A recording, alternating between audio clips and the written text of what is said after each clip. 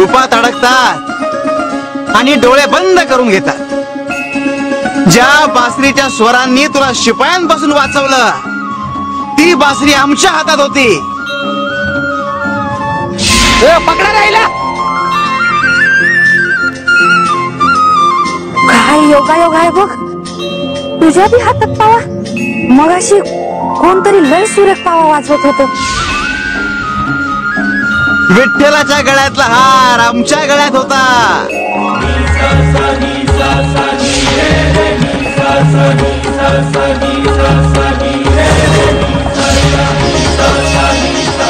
आम्ही समोर येऊन सांगितलं, हमारा कोई नाम नहीं होता, होता है तो बस एहसास.